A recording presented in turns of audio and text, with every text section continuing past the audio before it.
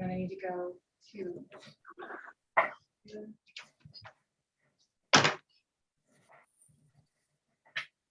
I see that it's live. Okay, but I've got to knock out the microphone, I think. Yeah, otherwise a double fees. I need to go to. Is it up top? No. I see that it's live. Okay, but I've got to knock out the microphone, I think. No, that's yeah, otherwise a double fees. I need to go to.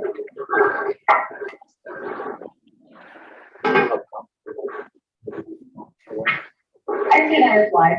Okay, but I've got to knock out the microphone. Okay. No, that's yeah, otherwise a double fees. I need to go to.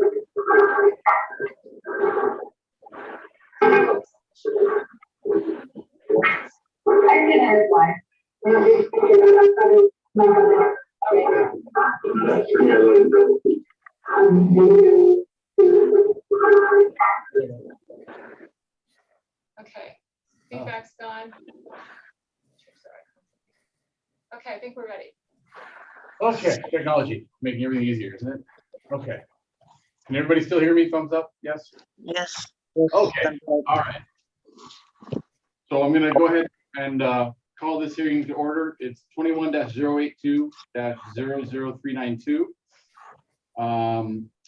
I'm just gonna ask everybody to go ahead and make themselves known, and we'll go ahead and start with the attorney. If you just say your name and your position, that'd be great. Thank you. Samantha Johnson on behalf of the city of Lakewood. I'm the city prosecutor. Okay. And then Ms. Brown, if you introduce yourself. Hi, my name is Holly Brown, and I am. Who would I be? I don't. You'd be the petitioner in this one, I believe. Right? Okay, hi, I'm Holly Brown, the petitioner in the case that we are talking about. Okay. Perfect. Okay. So we're just gonna if you haven't been through these before, Mr. or Ms. Brown, what we're gonna do is there's a bunch of stuff that I have to read into the record, and then we just go through the entire case and go back and forth and everybody say their side and we go from there. Okay. Okay. So the time is now 14:09 hours on Wednesday, October 6th, 2021. We are here in the matter of case number 21-082-00392 involving claimant Holly Brown. And at issue are the following items. Item number 2, $987 in U.S. currency, and item number 9, $991 in U.S. currency. I'm Lieutenant Andrew House, and I am the hearing examiner. I'm conducting this hearing on behalf of and at the request of Michael Sauer, Chief of Police for the City of Lakewood. As hearing examiner, I will hear the testimony and examine the evidence presented here, and will render a decision in writing. You will be notified by mail. We've already introduced ourselves, and we have the city present. We have the claimant present, or petitioner, whatever you want by. Okay, so we'll go ahead and start with opening statements. And if you'd like to go ahead and start, Ms. Johnson, and then we'll go to you, Ms. Brown. Yes, sir. I just want to clarify for the record, Ms. Brown only in her request for a hearing, she only claimed item number 2, which is the $987 in U.S. currency. She did not claim item number 9. Okay. I believe this hearing is only in regards to item number 2. And before we do opening, Your Honor, I would request a preliminary motion. That's the city's position that Ms. Brown is unable to prove ownership of this amount of currency in Irwin v. Mount, which the site for that's 47 Winnat 749. It's a 1987 case. The Court of Appeals requires claimants to prove ownership. The agency is required to meet its burden of proof. The facts alleged in this incident are that Ms. Brown was at the residence at the time the warrant was executed. However, she indicated that that money belonged to Christopher Moran, who was the subject of the warrant. That's not true. Okay. So, Ms. Brown, you're going to have your opportunity to speak, but this is the city's turn, and then you'll get your opportunity uninterrupted as well. Okay. I apologize. Okay, no problem. Go ahead, Ms. Johnson. The allegations are that the items were seized in Mr. Moran's bedroom. It was amongst male clothing. I believe it was in his underwear. where he keeps like his underwear and socks. Mr. Moran also claimed that money to be his. He stated that it was his COVID stimulus money. Had told the police that it was money and he won it at the casino. So unless Ms. Brown has additional facts or proof that this is her money, the city does not believe she's able to prove ownership of the cash. Okay. Is that all for now? For the preliminary motion, yes. Okay. Alrighty. We'll go ahead and take that into consideration. If you want to make any other opening statements, I'll go ahead and allow you to do that now, and then we'll have Ms. Brown speak.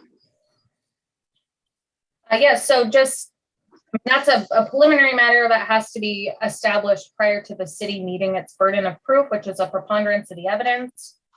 The city's required to prove that the items seized were used to convey, distribute, dispense, manufacture, or hold controlled substances, and there were funds from such. This intends to introduce testimony from Officer Kevin Clark that would indicate he was executing a valid search warrant. Again, the subject was Christopher Moran. The city intends to elicit testimony of the items found in a vehicle that Mr. Moran was in, which included methamphetamines, heroin, a digital scale, narcotics packaging, and other items related to the sale of narcotics, including measuring bowls.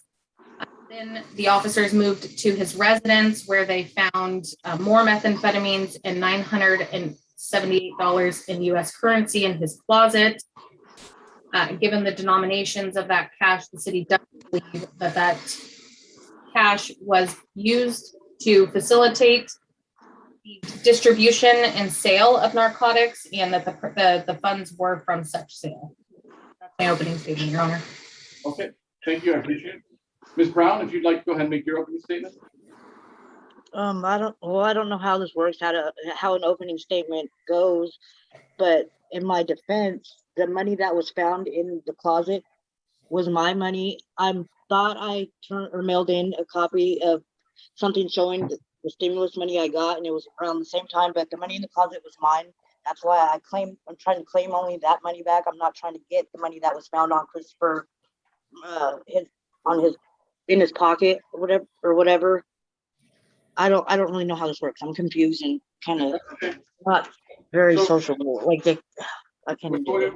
So like the city, what you want to do is just, so as the city just said, they described what happened and what led them up to them believing that money came from ill-gotten gains. And so it's now your opportunity to, as you just stated, that there was stimulus money, and that and then if you are going to have any evidence of that to show that was actually your money and not Mr. Moran, that wasn't part of his drug seizure money.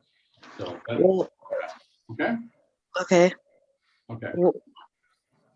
Well, the money was found. If this is my apartment, I'm on the lease. Christopher Moran is not.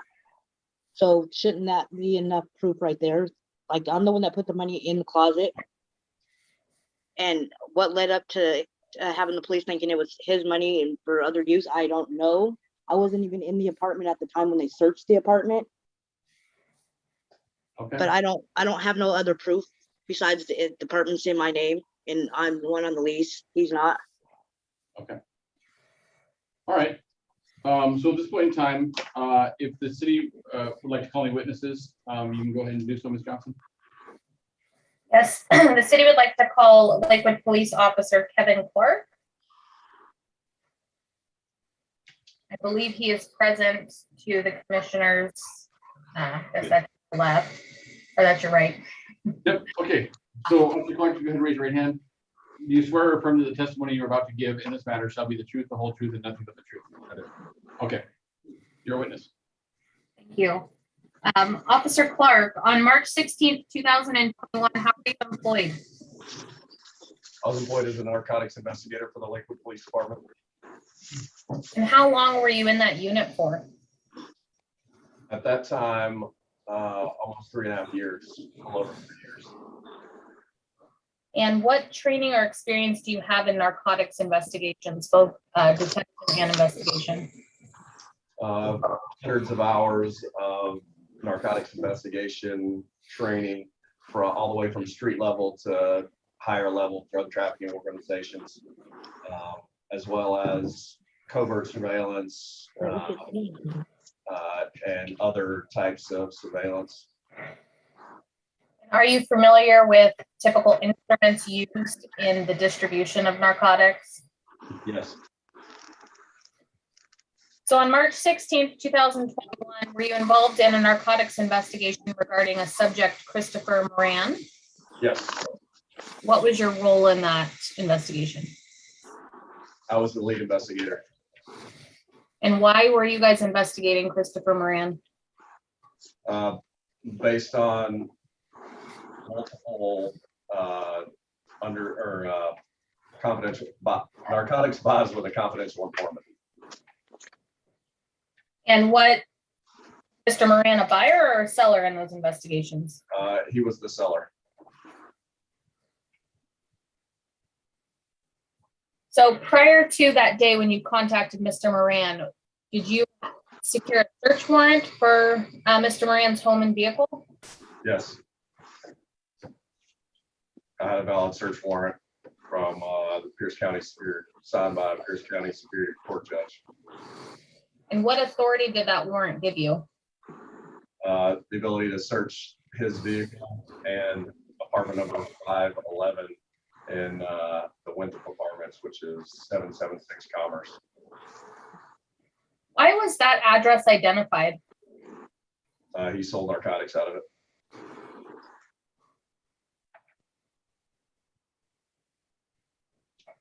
So on March 16th, 2021, how did you come into contact with Christopher Moran?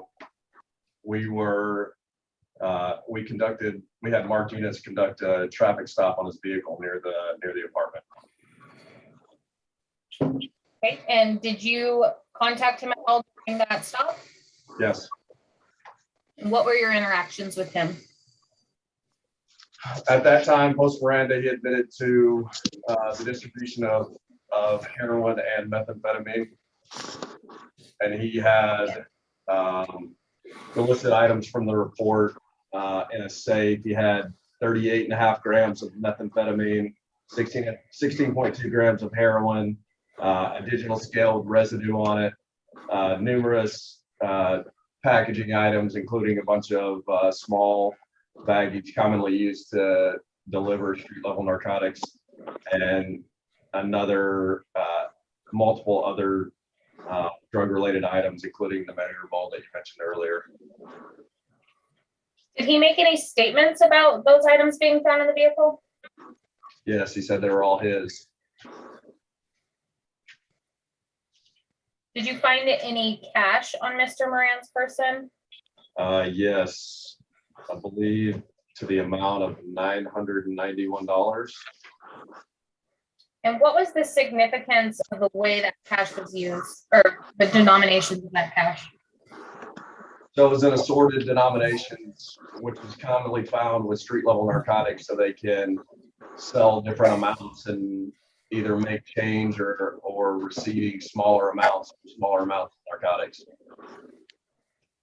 And is that typical of products to have that type of denomination of dollars? Yes.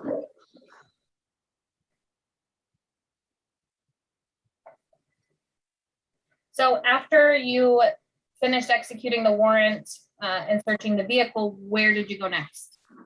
Apartment 511. And again, that was the apartment designated in the warrant. Correct. And who was at the residence when you got there? No one. No one initially, and then during the search, Ms. Brown arrived. And do you see Ms. Brown today in the hearing? Yes. And is it the Holly Brown that's identified on the Zoom? Yes. And that was the woman you came into contact with on March 16th, 2021? Yes, ma'am. So how many officers approximately were searching Mr. Moran's residence? I think there were 4 of us. I think they're listed in the report. And during the execution of that warrant, what items of evidentiary value were found? There was a small baggie of meth found on the couch and a set of what appeared to be military style body armor and the $978 in cash. Where was the $978 in cash located? It was located tucked under some articles of clothing on the shelf near the top of the closet to the left as you enter the apartment. And it appeared that it was there in an effort to conceal it. Do you know what type of article clothing it was among? It appeared to be like miscellaneous male garments, socks, underwear, other types of clothing items. Was there anything of significance to you about the denominations of the $978? I was in numerous miscellaneous denominations similar to that was found on Mr. Moran. Do you recall how it was stored? If it was like laying flat in a wallet, rolled up, anything like that? I believe it was rolled up. I don't recall exactly. If it was found in a wallet, would that have been noted in your report? Yes. And did you make that note at all? No. So while you were at the residence, the apartment 511, and you came into contact with Holly Brown, what was the conversation you had with her? So I informed her that we were conducting a narcotics investigation and that we had a warrant for the apartment. I advised her of her Miranda rights. She acknowledged and waived. She admitted that the small amount of meth that was on the couch belonged to her.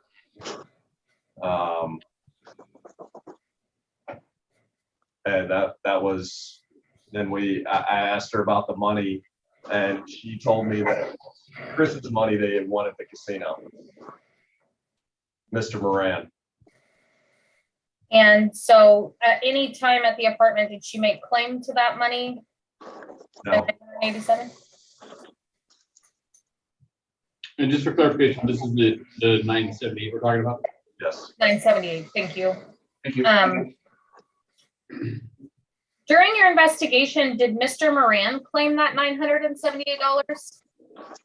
He said that it was his COVID stimulus money. Did he make any statements about him winning it at a casino? No, ma'am.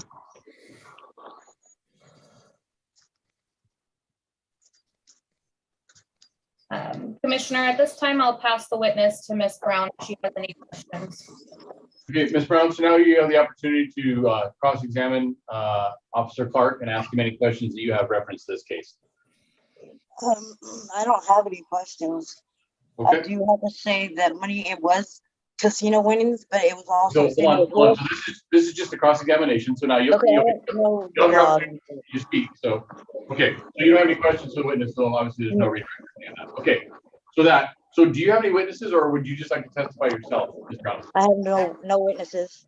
Okay, so I'm just gonna read this to you real quick. Do you swear or affirm that the testimony you are about to give in this matter shall be the truth, the whole truth, and nothing but the truth? Yes. Okay, you may now go ahead.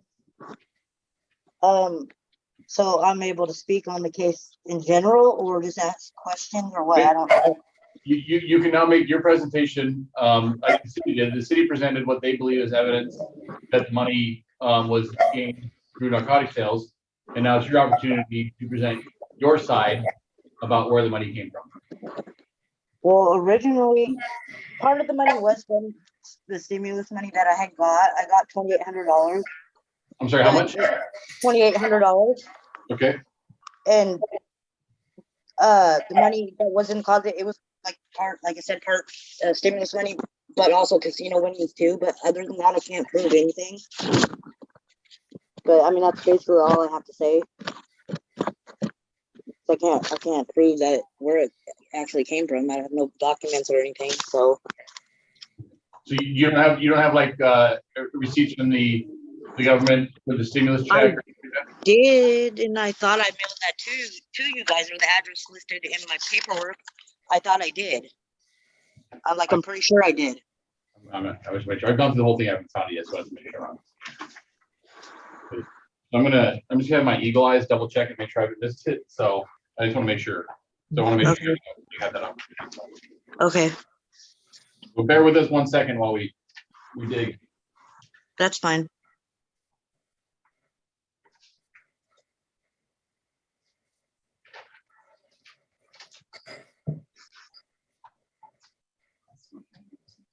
Okay, so the only thing that we have on record from you is the letter where you were requesting a hearing. Okay, But we do not have anything that shows copies of like receipts or otherwise from the government. That would be. okay, yeah, and I can't, And you're saying you don't have that now? Brown, you muted I'm yourself. pretty sure I mailed it in, but I don't, because I don't have the paperwork now, and I do remember mailing it in, but I can't prove it, so. Okay.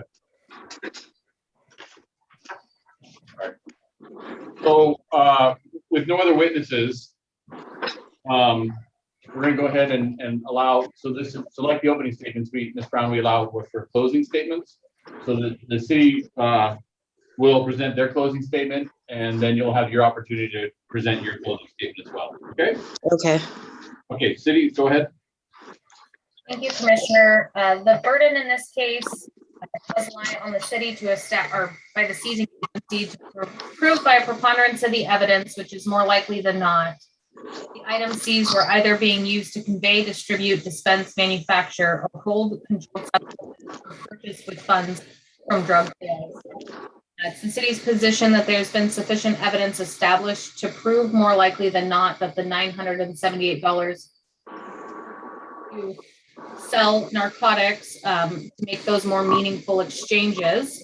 There was testimony from Officer Clark about admissions from Christopher Moran about selling both the heroin and the methamphetamines. The articles found in the vehicle, which were the methamphetamines, heroin, digital scales, narcotic packaging. There was also $991 found in cash on Mr. Moran, very similar denominations to what was found in the closet. Officer Clark testified that it appeared to be men's clothes that were in the closet, and very likely was that the money was rolled up, more consistent with what you see in narcotics sales and buys. And so at this time, I do understand Ms. Brown has indicated that it's her funds. I don't have any evidence to prove that it's hers. In fact, at the scene, she told the officer it wasn't hers and Mr. Moran's, and that he had won it at the casino. So based on that, he has met its burden. Okay. Ms. Brown, you can go ahead and make your closing statement. I do not remember telling anyone or any officer that the money, the $978 was not mine and it was Christopher Moran's. I may have said it, but I don't remember. But the $978 was not found on Chris Moran. And that's all I have to say. Okay. Anything to rebut on that further from the city? No, thank you, Commissioner. Okay. So what I'm going to do, I'm going to go ahead and take all the facts into the matter. I'm going to take some time to read over the case as well, just to make sure that I fully understand the chain of events and the chain of custody on the money. And then what I'm going to do is I'm going to go ahead and issue a written or a ruling via writing, and those will be delivered to you as well. And I want to make sure, are you still at number 511, Ms. Brown? Yes, I am. Okay, so any mail that we send there, it will get to you. I just want to make sure we're going to get that. Yes. So what I'm going to do is I'm going to go ahead and present a written ruling within the next week, and I'll get that to each party. I just want to read this to you real quick, Ms. Brown. Okay. There is an appeal process if you are unhappy with the decision that is made. As a party in a seizure hearing, and you're unhappy with the results of that hearing, you have the right to appeal. You'll be sent a written order stating the hearing examiner's decision, and you will have 30 days from the date of the order in which filed to appeal. Review of the hearing examiner's decision may be requested by filing a motion to reconsider and/or filing an appeal in the Pierce County Superior Court at 930 Tacoma Avenue South, Tacoma, Washington. The instructions will be mailed with the order, so please refer to those instructions for additional details. Okay, so with that, I'm going to go ahead and draw this hearing to a closing, and we will notify the parties in writing of the decision. Okay. Thank Okay. you. Sir, may we be, Thank you. What's that, Ms. Johnson? may we be excused? You may be excused. Thank you. Thank you.